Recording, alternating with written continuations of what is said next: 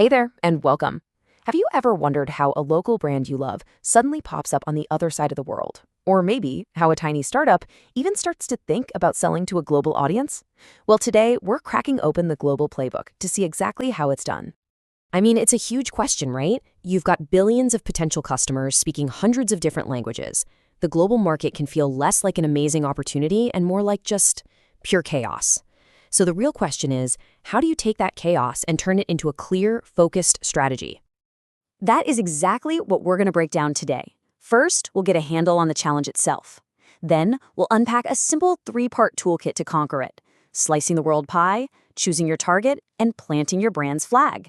And then, the fun part, we'll see how the biggest brands out there put this exact strategy to work. Okay, so the global challenge. Here's the thing you've got to remember. Success on the world stage isn't about luck. It's not about throwing a dart at a map and hoping for the best. It's all about having a deliberate plan to turn all that noise and chaos into a real opportunity. And that plan, it starts right here. This is the one thing all successful global brands agree on. The single most important, most critical decision you'll make is choosing where to play. It is the foundation for everything else. Seriously, if you get this part wrong, nothing else you do is going to matter. So, let's grab the first tool from our toolkit. To make that big decision, you can't look at the whole world at once. It's just too much. What you have to do is slice it up into smaller, manageable pieces. This whole idea is called global market segmentation. Just think of it like taking a giant, complicated pie and cutting it into slices you can actually understand. Put simply, this is all about finding your people. It's the process of looking right past country borders to find groups of consumers who think alike, act alike, or need the same things. You know, a teenager in Tokyo probably has more in common with a teenager in Toronto than they do with their own grandparents. Segmentation is how you find those connections. So, how do you actually make these cuts? Well, you've got a few options. You could slice it by geography, say only targeting places with warm weather, or by demographics, focusing on young, urban professionals with high incomes. You can get even smarter and look at psychographics, like who are the people that really value sustainability? Or you can look at behavior, who are the people already intensely loyal to brands just like yours? And look, this isn't just guesswork. It's a really clear four-step process. First, you pick your variables. That's deciding how you want to slice the pie. Then you build profiles for each slice, creating a really vivid picture of who these people are. After that, you evaluate their potential. How big is this group, really? How much could they spend? And finally, you select your best shots. It's like a funnel that takes the whole world and narrows it down to your prime targets. Okay, you've sliced the pie. You have all these tasty-looking pieces in front of you. Now for the hard part. Which one do you actually eat? This brings us to the second tool in our kit: choosing the absolute best target for your brand. This is where we go from that big global view to a super sharp local focus. What's so great about this is that it's basically a report card for an entire country. Imagine you're the CEO grading each potential market. You're asking questions like, is this market big enough and is it growing? A+. Is the economy stable? Maybe a C-. How hard is it to actually do business there? And maybe the most important question, does their culture even want what we're selling?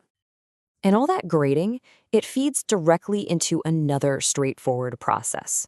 You start with a quick screen to create a short list of countries.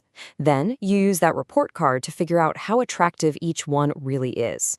You do a deep dive on all the risks, political, economic, you name it. And only then, with all that data backing you up, do you make the final call on where to go. All right, time for our last tool. You've sliced the pie, you've chosen your piece. Now for the most creative part of this whole thing. How are you going to plant your flag? You have to decide what your brand is going to mean to the people who live there. This is the art of international positioning. Positioning is all about perception. It's about owning a piece of real estate in your customer's mind. When someone in your new market hears your brand name, what's the one word you want to pop into their head? Premium? Fun? Reliable? You have to be the one to actively shape that story. And you've basically got three main flavors to choose from here. You can go with a global strategy, where your brand means the exact same thing everywhere. Think of a luxury watchmaker. Or you could go completely localized, changing your message for every single market. Or, and this is a popular one, you can use a hybrid approach. Keep your core brand the same, but tweak the little details to feel really relevant to the local culture. And of course, doing this right isn't a one-time thing. It's a continuous loop. You have to know your audience and your competition inside and out. You define what makes you special, craft your message, and roll it out. But here's the key. That last step, monitor and adjust, is the most important. In a world that's always changing, the work of positioning your brand is never really done. So there we have it, our three-part toolkit: segmentation, selection, and positioning. Now for the payoff. Let's see how some of the biggest, most successful brands in the world use this exact playbook out in the wild. First up, Coca-Cola. These guys are the absolute masters of the localized approach. They use geographic and cultural segmentation to change not just their ads, but the actual drinks they sell so that they perfectly match local tastes all over the planet. Now, on the complete other end of the spectrum, you've got Apple. Their strategy is classic global positioning. An iPhone is positioned as a premium, innovative device, whether you're buying it in California or Cairo. That brand image is fiercely, totally consistent. Now let's put Starbucks under the microscope using our toolkit. First up, selection. How do they pick their markets? Well, they used a demographic and economic analysis to target countries like China, India, and Brazil. Why? Because they all had a huge and fast-growing middle class, a perfect new segment of customers with money to spend.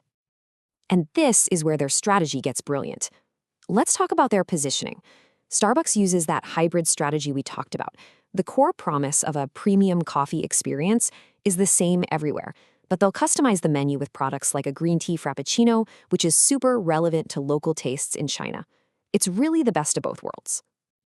So what's the bottom line here? Success abroad is never, ever an accident.